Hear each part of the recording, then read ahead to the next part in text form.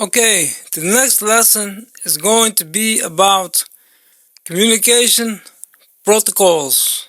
I'm going to read as much as I can to help you out and to help me out in learning and listen to learn. If you like these videos, please subscribe or just give a like if you like it or not like it. Anyway, we're going to proceed with the text really. The title is Communication Protocol, so we're going to see what it's going to bring us. Here we go. A communication protocol is a system of rules that allows two or more entities of a communication system to transmit information. The protocol defines the rules, syntax, semantics, and synchronization of communication and possible error recovery methods. Protocols may be implemented by hardware, software, or a combination of both. Communicating systems use well-defined formats for exchanging various messages. Each message has an exact meaning intended to elicit a response from a range of possible responses predetermined for that particular situation. These specified behavior is typically independent of how it is to be implemented. Communication protocols have to be agreed upon by the parties involved. To reach an agreement, a protocol may be developed into a technical standard. A programming language describes the same computations, so there is a close analogy between protocols and programming languages. Protocols are to communication what programming languages are to computations. An alternate formulation states that protocols are to communication what algorithms are to computation. Multiple protocols often describe different aspects of a single communication. A group of protocols designed to work together is known as a protocol suite. When implemented in software, they are a protocol stack. Internet communication protocols are published by the Internet Engineering Task Force, IETF. The IEEE Institute of Electrical and Electronics Engineers handles wired and wireless networking, and the International Organization for Standardization, ISO, handles other types. The ITU-T handles telecommunications protocols and formats for the public switch telephone network, PSTN. As the PSTN and Internet converge, the standards are alone being driven towards convergence. Communicating systems. History. The first use of the term protocol in the modern data communication context occurs in April 1967. In the memorandum entitled A Protocol for Use in the NPL Data Communications Network, under the direction of Coates, who pioneered packet switching at the National Physical Laboratory in the United Kingdom. It was written by Coates for the NPL network. They published their work for the following year. On the ARPANET, the starting point for host-to-host communication in 1969 was the 1822 protocol written by Coates, which defines the transmission of messages to IMP. The Network Control Program SCP for ARPANET and other developed by Coates and other graduate students, including was first implemented in 1970. Concepts. The information exchange between devices through a network or other media is governed by rules and conventions that can be set out in communication protocol specifications. The nature of communication, the actual data exchanged, and any state-dependent behaviors is defined by these specifications. In digital computing systems, the rules can be expressed by algorithms and data structures. Protocols are to communication what algorithms or programming languages are to computation. Operating systems usually contain a set of cooperating processes that manipulate shared data to communicate with each other. This communication is governed by well-understood protocols, which can be embedded in the process code itself. In contrast, because there is no shared memory, communicating systems have to communicate with each other using a shared transmission medium. Transmission is not necessarily reliable, and individual systems may use different hardware or operating systems. To implement a networking protocol, The protocol software modules are interfaced with the framework implemented on the machine's operating system. This framework implements the networking functionality of the operating system. When protocol algorithms are expressed in a portable programming language, the protocol software may be made operating system independent. The best known frameworks are the TCP/IP model and the OSI model. At the time the Internet was developed, abstraction layering had proven to be a successful design approach for both compiler and operating system design, and given the similarities between programming languages and communication protocols. The originally monolithic networking programs were decomposed into cooperating protocols. This gave rise to the concept of layered protocols, which nowadays forms the basic of protocol design. Systems typically do not use a single protocol to handle the transmission. Instead, they use a set of cooperating protocols, sometimes called a protocol suite. Some of the best known protocol suites are TCP/IP, IPX/SPX, X.25, AX.25, and AppleTalk. The protocols can be arranged based on functionality in groups. For instance, there is a group of transport protocols. The functionalities are mapped onto the layers, each layer solving a distinct class of problems relating to, for instance, application, transport, internet, and network interface functions. To transmit a message, a protocol has to be selected from each layer. The selection of the next protocol is accomplished by extending the message with the protocol selected for each layer. Types. There are two types of communication protocols based on their representation of the content being carried: text-based and binary. A text-based protocol or plain text protocol represents its content in a human-readable format, often in plain text, encoded in a machine-readable encoding such as ASCII or UTF-8, or instructs text-based formats such as Intel hex format, XML, or JSON. The immediate human readability stands in contrast to native binary protocols, which have inherent benefits for use in a computer environment, such as ease of mechanical parsing and improved bandwidth utilization. Network applications have various methods of encapsulating data. One method very common with Internet protocols is a text-oriented representation that transmits requests and responses as lines of ASCII text, terminated by a new line character, and usually a cache return character. Examples of protocols that use plain human-readable text for its commands are FTP, File Transfer Protocol, SMTP, Simple Mail Transfer Protocol. Early versions of HTTP, Hypertext Transfer Protocol, and the Finger Protocol.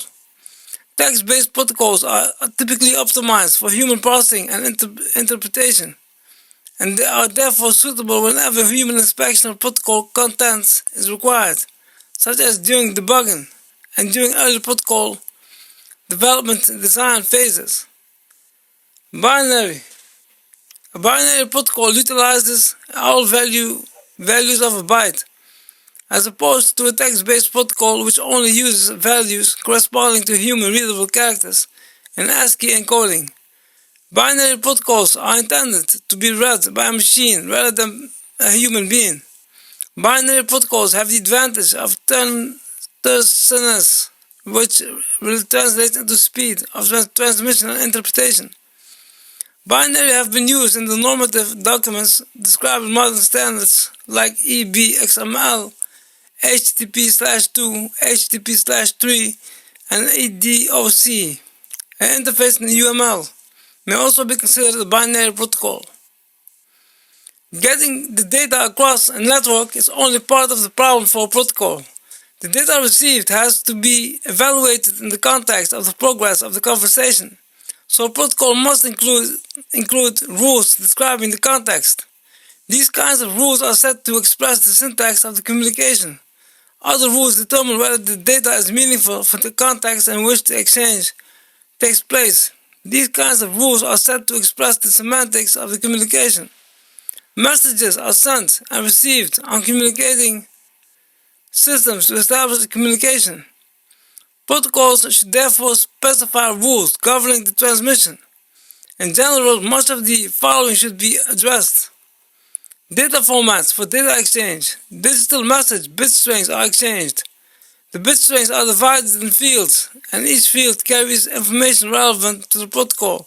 Conceptually, the bit string is divided into two parts, called the header and the payload. The actual message is carried in the payload. The header area contains the field with relevance to the operation of the protocol. Bit strings longer than the maximum transmission unit, MTU, are divided in pieces of appropriate size. Address formats for data exchange. Addresses are used to identify both the sender and the intended receivers. The addresses are carried in the header area of the bit strings, allowing the receivers to determine whether the bit strings are of interest and should be processed or should be ignored. A connection between a sender and the receiver can be identified using an address pair. Sender address, receiver address. Usually some address values have special meanings, and all ones address could be taken to mean an addressing of all stations on the network, so sending to this address would result in a broadcast on the local network. The rules describing the meanings of the address value are collectively called an addressing scheme. Address mapping. Sometimes protocols need to map addresses of one scheme on addresses of another scheme. For instance, to translate the logical IP address specified by the application to an Ethernet MAC address, this is referred to as address mapping. Routing. When systems are not directly connected, intermediary systems along the route to the intended receivers need to forward messages on behalf of the sender. On the internet, networks are connected using routers. The interconnection of networks through the routers is called internetworking. Detection of transmission errors. Error detection is necessary on networks where data corruption is possible, and a common approach of a CRC of the data area is added to the end of packets, making it possible for the receiver to detect differences caused by corruption. The receiver rejects the packets on CRC differences and arranges somehow for transmission. Acknowledgements. Acknowledgement of correct reception of packets is required for connection-oriented communication. Acknowledgements are sent from receivers back to their respective senders. Loss of information, timeouts, and retries. Packets may be lost on the network or be delayed in transit. To cope with this, under some protocols, the sender may expect an acknowledgement of correct reception from the receiver within a certain amount of time. Thus, on timeouts, the sender may need to retransmit the information. In case of a permanently broken link, the retransmission has no effect, so the number of the retransmission is limited. Exceeding the retry limit is considered an error. Direction needs to be addressed if transmission can only occur in one direction at a time, as on half-duplex links, or from one sender at a time as on a shared medium. This is known as media access control. Arrangements have to be made to accommodate the case of collision or contention, where two parties respectively simultaneously transmit or wish to transmit. If long bit strings are divided into pieces and then sent on the network individually, the pieces may get lost or delayed, or on some types of networks take different routes to their destination. As a result, pieces may arrive out of sequence. Retransmissions can result in duplicate pieces. By marking the pieces with sequence information at the sender, the receiver can determine what was lost or duplicated, ask for necessary retransmissions, and reassemble the original message. Flow control is needed when the sender transmits faster than the receiver or intermediate network equipment can process the transmissions. Flow control can be implemented by messaging from receiver to sender. Queuing. Communicating processors or state machines employ queues or buffers, usually FIFO queues, to deal with the messages in order to send, and may sometimes have multiple queues with different prioritization. Protocol design. Systems engineering principles have been applied to create a set of common network protocol design principles. The design of complex protocols often involves decomposition into simpler cooperating protocols. With such a set of cooperating protocols is sometimes called a protocol family or protocol suite within a conceptual framework. Communicating systems operate concurrently.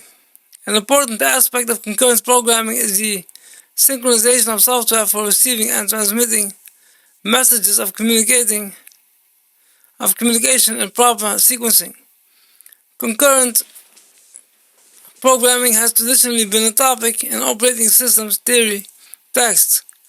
Formal verification seems indispensable because concurrent programs are notorious for the hidden and sophisticated bugs they contain. A mathematical approach to the study of concurrency and communication is referred to as communicating sequential processes, CSP. Concurrency can also be modeled using finite state machines, such as media and more machines. Media and more machines are in use as design tools in digital electronic systems, encountered in the form of hardware, used in telecommunication or electronic devices in general. The literature presents numerous analogies between computers, communication, and programming. An analogy transfer mechanism of a protocol incomparable to a central processing unit, CPU. The framework introduces rules that allow the programmer to design cooperating protocols independently of one another. Next up is layering. We're going to proceed in about half an hour. I will start with layering. So that was it for now. Part 1 of computing. To be exact, communication protocol. We are at layering. That's where we're going to start. For now, if you like part 1, subscribe or give a like. Thank you.